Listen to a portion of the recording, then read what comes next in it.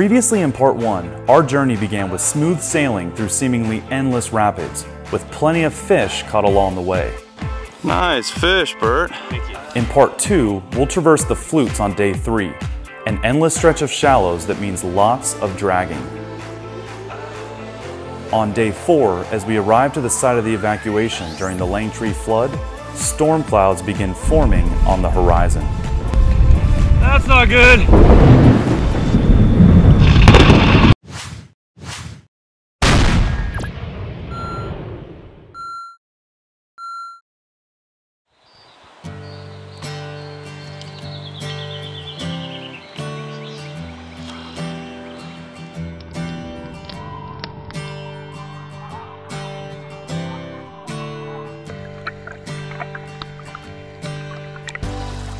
As dawn brings the basin to life on the 3rd morning, our camp spring serves as not only an easy way to replenish our water supply, but also as a much-needed shower.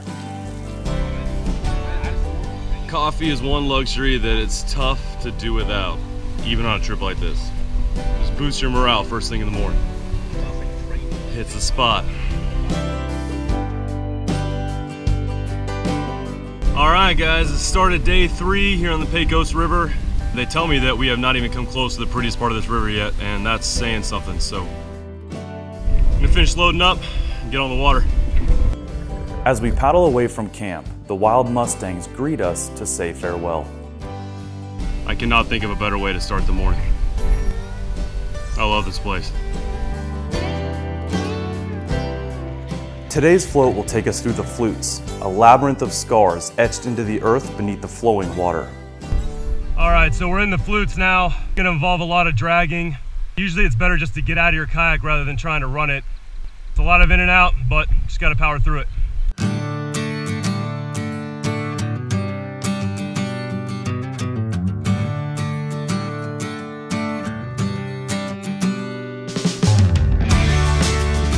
As we make our way across the shallow flats, careful not to let our ankles fall victim to the constant crevices, we make strategic casts to the deep pools that dot the riverbed.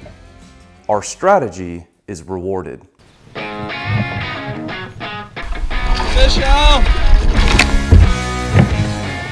Second cast of the day. Fish on! It's a monster! Nice.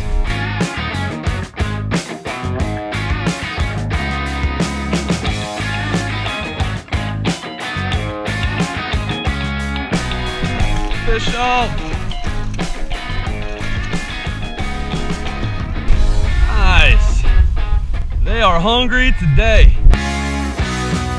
Once again today, we haven't had a ton of time to fish, but they are eating for sure. Gorgeous fish, man.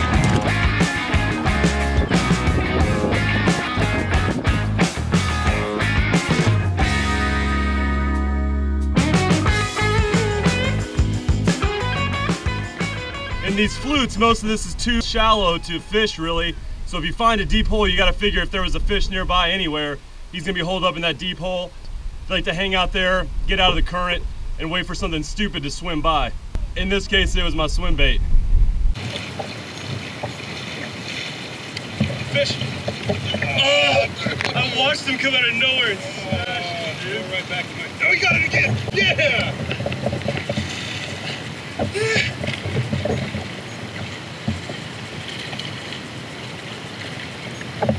Oh, dude, he's good.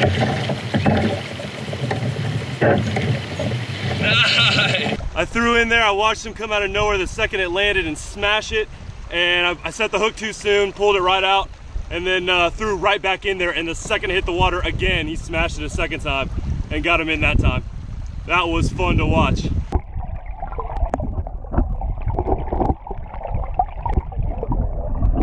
So all these big boulders on this river have cane, river cane, up on top of them.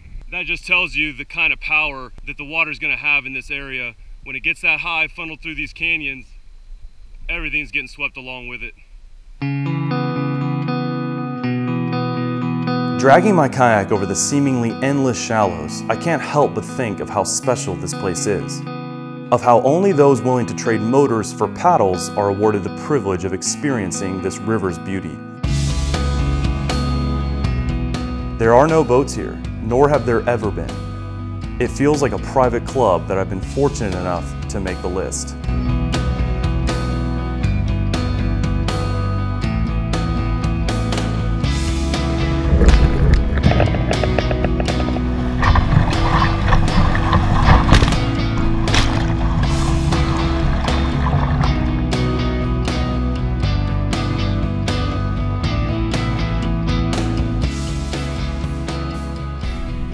Fishing shallow areas like this, because pretty much anytime you see one of these deep holes, especially if there's a boulder nearby, you can almost guarantee there's a fish under it. Just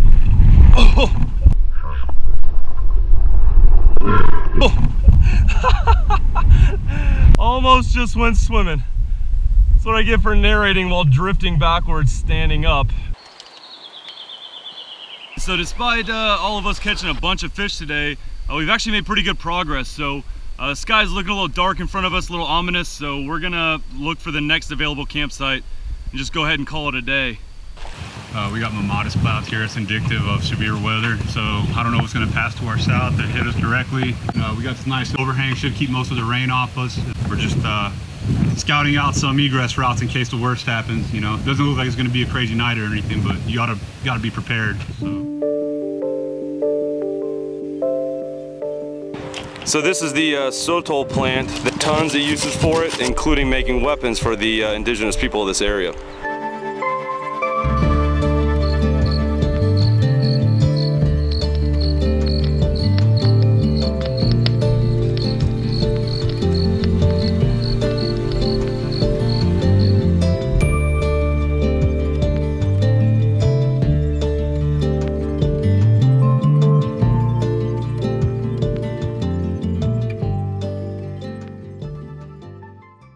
This is a kissing bug. If you look, you can see the little stripes on the edge of them. Like turkey feathers. What this bug does is if you get bit by them, they carry a disease known as Chagas disease. That disease, what happens is it embeds in your body and you don't know it. Over a course of time, you can have this disease, never know, kill over with a heart attack, and that's what the bug does. Since we know those are here, we need to be very careful.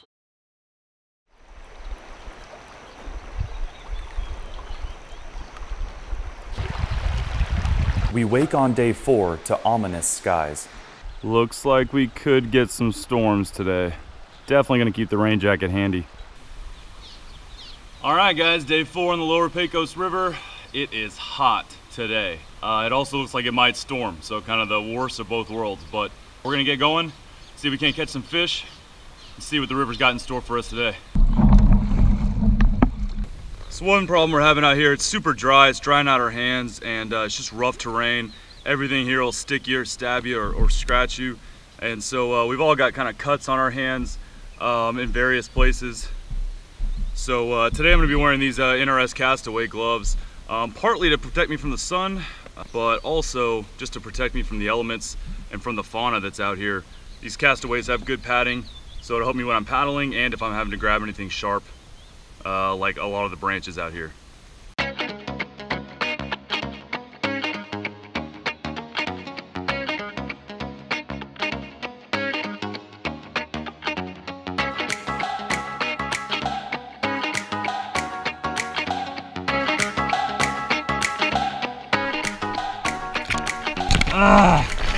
I hate these cane shoots. Luckily, the pre-front weather seems to have the fish seeking an easy meal, and we're all happy to serve one up. Fish, fish! Oh yeah. Oh yeah. This is a good one too. No, no, he's under the rock. No, no, no, no. Woohoo! Nice.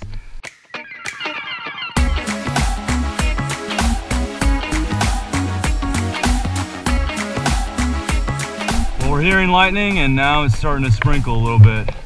Hopefully at least gets the fish biting. Fish! This is the money today. I got this pre-front action, and when it's overcast, I like to go with darker colors. Little swim bait, black and blue to match the jig. I'm just pitching it behind every single boulder, slow rolling it out of there, and pretty much constantly they're just hitting it right on the fall. The big girls are eating today.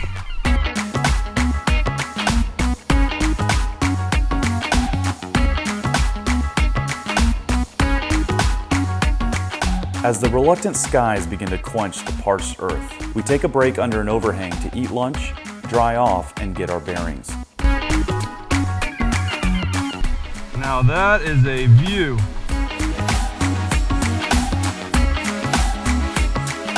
Our goal for tonight is to get to mile 37, which is actually the camp where Bert and Dan got flooded out 2 years ago. We're gonna spend some time there, talk about what happened, what went wrong, and how you can be prepared for something like that.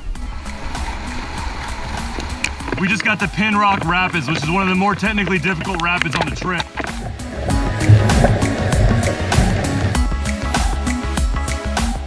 We continue catching fish as we navigate our way through continuous rapids and headwinds. Suddenly, Bert stops paddling. As I reach him, he utters the simple phrase, "This is where it all happened." All right, so we've made it to the canyon where the historic Langtry Flood flooded Dan and Bert off this river 2 years ago. As we exit our kayaks, Bert asked me to put the cameras away so he can run through the recap of what happened 2 years ago. Like any decent, mildly obnoxious videographer, I ignore him. Our escape route was actually out that way. So that was the original escape route, Yeah. but then when you got over there, what? Couldn't get past it. It was just a mad rush of water coming out. Basically a waterfall had formed since... So there's no way we could pass it. It was just massive. That's wild, So man. we elected to go that way, but I don't know if you saw, you can kind of see the grassy knoll over there. Yeah. And that canyon was all coming down. So you basically had to wade over there to that Jeep Basically trail. against a rising river to that Jeep trail. How does it feel being back here? It's pretty surreal. Like, I almost can't believe it happened, but I was here, so I know it did. I mean, jokes aside, I mean, you guys almost could have lost your lives right here. Yeah. Right in this spot. That's eerie to think about. Could have been the last thing we saw before getting swept downriver. If we had waited any longer, that's exactly, we would have had to get in the boats and go because we wouldn't have been able to walk. The hard part is that there was like a massive waterfall coming out of these two draws right here. The time we flew back over, the water was up to the ceiling of this. The water was to the ceiling. I think it was over, wasn't it? Yeah, probably. How high do you think that is? It came up 31 feet. 31 feet in, what, 12 hours? No, like 1 hour. Yeah, about an hour. It rose 31 feet in about an hour. Yeah, it went from that to up there within an hour. Like, honestly, guys, it seems remarkable that you guys made it out. Like, if I'd been placing bets Not gonna lie. that day, You know, we lost 4 boats, all our equipment, all total about $20,000 worth of equipment. We're the lucky sons of bitches. It could have been so much worse. Yeah. When we finally decided to go, Ryan was up there and we were literally just throwing him our stuff and he was just shoving it as far back as he could. Daisy chaining. I don't know. We never thought the flood water would even get this high. For a brief moment, we considered riding it out right there. Thank God we didn't. that would have been, I would say, a fatal mistake. Ultimately, we lived. I So feel like we you made the right decision. decision. I don't think getting in your kayak in a raging flood is ever a good idea, unless you literally have no way out. And it sounds like you guys barely had a way out, but I'm thankful you guys chose that route. I feel like it was the better call, and obviously it worked out. I agree. I'm getting chills just thinking about it, and I wasn't even here the first time. We knew we were in trouble because it was probably 8 o'clock, and even though it's been raining since midnight, the river hadn't come up. It wasn't, and it happened, I would say, within a span of 10 minutes. We started noticing waterfalls everywhere. There was one there, there was one there, there was 2 or 3 down there. They were just started cascading into the river. We knew about the big one on our escape route. We knew about that one, but by the time we could do anything about it, it was too late. We were trapped. I feel like that's a good lesson to people. You know, if it's raining real hard and the river's not rising, that does not mean you're out of the clear. It can change in an instant, where in their case, it was raining all night. The river didn't really rise at all. And the next thing you know, in 1 hour, it rises 30 feet. Why don't we make a SAC call real quick, and let's check in the weather with Ryan. That'll kind of dictate what we do tonight. We want to make the hump up to the land and try to... All right, so our plan was to camp here at the side of the flood when Dan and Bert were here originally, kind of for nostalgia's sake. And ironically, we just climbed up a little bit to get cell service, called a friend, And turns out we are now under flash flood watch, and there's a big system heading our way. Kind of ironic, we get to the flood camp and now all of a sudden we're under a flash flood watch. So we have changed plans. We are not going to camp here tonight. This is getting kind of serious. So we're about to go down another 1.5 miles, 2 miles. We've actually got permission to go onto the Continental Ranch from the landowner. So we're going to head down there. There's high ground we can get to and camp there just in case we need to bug out. But yeah, getting to the side of the flood 2 years ago and suddenly being under a flash flood watch almost seems a little too ironic to be true. But this just got a little bit more serious, so we're gonna hit it and see if we can't get there before dark. We may be putting up camp in the dark, but better that than getting caught in a flood. I'm starting to think maybe Dan and Bert are bad luck. I begin to lag behind the group as my determination to get the shots causes constant interruptions to my paddling. The skies darken and I realize that I've made a critical mistake. The sky begins to come alive with near constant flashes of light. That's not good.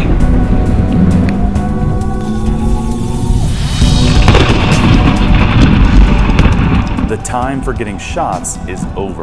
That was right on top of me. I paddle for my life, desperately searching for a sign of my companion's kayaks on the bank.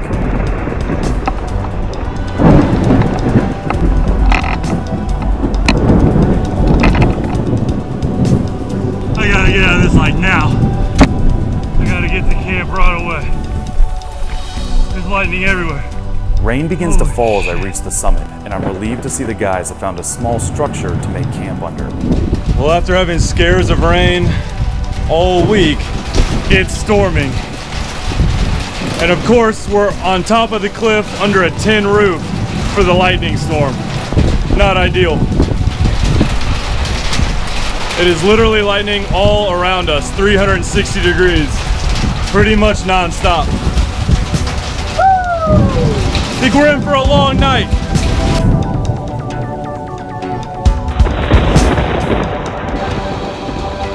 I literally don't think I've ever seen so much lightning in one place at one time in my whole life. The storm is relentless, and our makeshift tin roof fails to shield us due to the unforgiving winds pushing the rain sideways. Get the stuff off the ground, we got water pouring in here. There's an unspoken thought on all of our minds. It almost feels as if the river remembers Bert and Dan, remembers teaching them a lesson once already. The Pecos just attempted to trap us in the same exact place she trapped Bert and Dan 2 years ago, and once again she came frighteningly close to succeeding.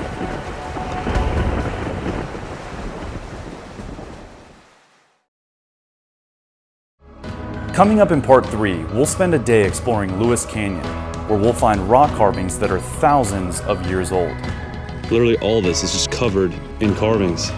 Then on day 6, we'll navigate several big rapids before settling down in the beautiful Painted Canyon.